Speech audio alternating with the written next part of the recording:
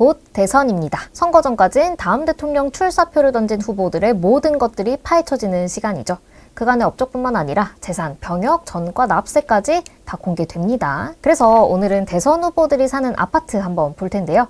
단순히 누가 더 좋은 아파트 사느냐만 보는 건 아니고요. 한 사람이 사는 집을 보면 또 그 사람이 어떤 삶을 살아왔는지가 보이기도 하잖아요. 대선 후보들의 집을 통해 그들의 삶의 궤적도 보자는 차원에서 준비해봤습니다. 참고로 후보 재산은 선관위나 공직윤리 시스템 홈페이지에서 누구나 보실 수 있어요. 기호 순으로 볼게요. 1번 더불어민주당 이재명 후보입니다. 이미 알고 계시는 분들도 많은데 이분은 분당 순회동 양지마을 금호아파트에 집을 갖고 계시죠. 지금 전용 82.13제곱미터라고 나와 있는데 밑에 이렇게 보시면 배우자랑 전용 164제곱미터짜리를 공동 명의로 갖고 있어요. 한 49평짜리입니다. 다만 지금은 지역구인 인천 계양구에 전세로 또 살고 계시고요. 네이버에 양지마을 금호아파트 이렇게 쳐서 지도로 한번 들어가 보시면요. 여기가 이렇게 지도로 보시면 수인분당선 순회역 코앞이고요. 단지 정보 보시면 1992년 준공이 됐고 900가구가 좀 넘습니다. 면적을 보시면 9평인 84제곱부터 시작이고 거의 중대형 평수 위주죠.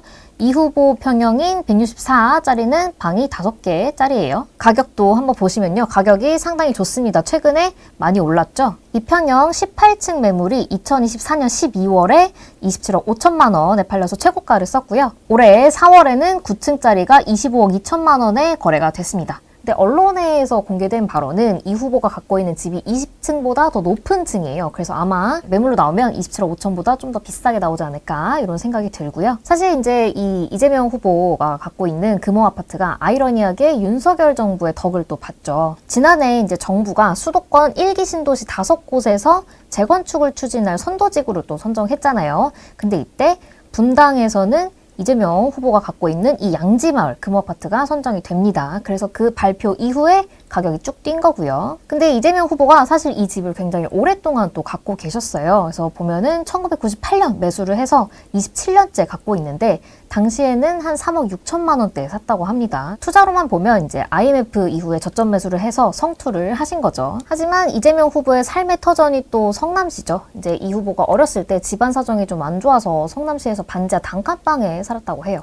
중학교도 못 가고 성남시 중원구 공장에서 소년공으로 일했고 중학교, 고등학교 전부 검정고시로 패스하고 대학에 갔습니다. 1989년 사법연수원을 수료했는데 이제 1998년에 집을 산 거니까 변호사 된 다음에 9년 만에 산 거면 뭐 무난하죠. 이후에도 이 후보가 2000년대 성남에서 시민운동을 했고요. 또 2010년 성남시장에 당선되면서 본격적인 정치 생활을 하죠. 경기도지사를 거쳐서 지난 대선부터 민주당 후보가 됐습니다. 기호 2번 김문수 국민의힘 후보 볼게요. 이분은 본인 명의로 된 집이 없습니다. 배우자 명의로 서울 관악구 전용 5구짜리 아파트가 있으세요. 네이버 지도로 인원 12길 쳐보면요. 이렇게 은천 2단지 아파트가 나옵니다. 단지 정보를 한번 볼까요? 이 아파트 2000년 준공이 됐고 384가구 작은 단지예요. 평형은 이렇게 보시면 4구랑 5구 딱 2개 있고요. 김문수 후보가 사는 5구도 방이 2개짜리입니다. 이 아파트는 지금 이렇게 거리뷰를 보시면은 엘리베이터가 없어 보이는 저층동도 상당히 좀 많이 보실 수 있습니다.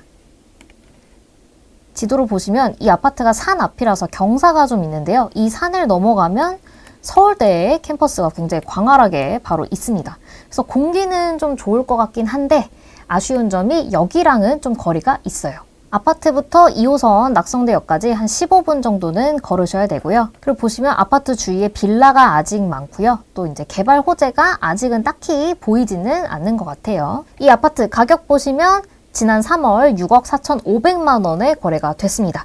2022년에는 8억대에 기록되면서 최고가를 찍기도 했는데 이때보다는 한 1억 8천 정도는 좀 떨어진 상태예요.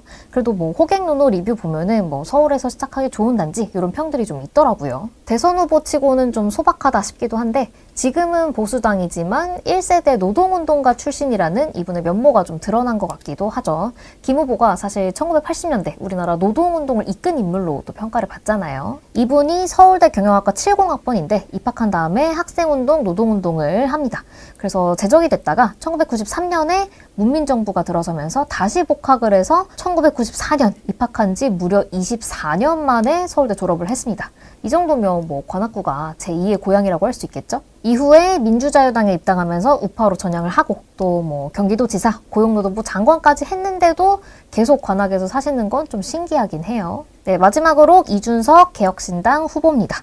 네, 본인 명의로 노원구 노원로 38길 전용 84 아파트를 보유 중입니다. 지금은 화성을 국회의원이라서 전세로 동탄에 사시지만요. 이 노원로 38길을 치면 나오는 게 요 포레나 노원 아파트입니다. 이 포레나 노원은 상계주공 8단지를 재건축해서 2020년에 준공된 아파트고요.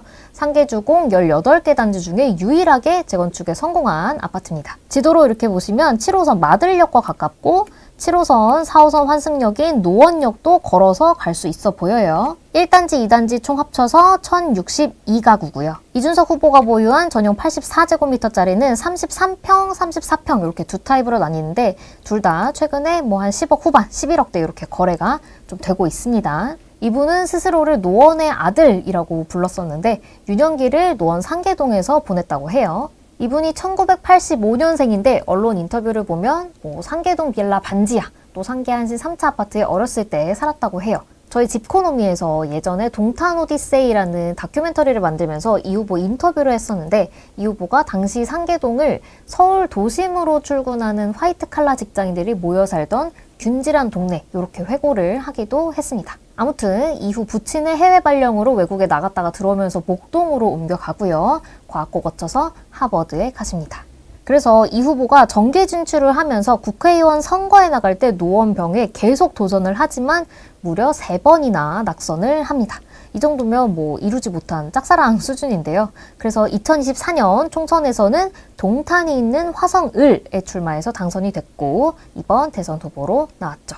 오늘 보신 3곳의 아파트 중 한 곳에서 높은 확률로 곧 다음 대통령을 배출할 텐데요.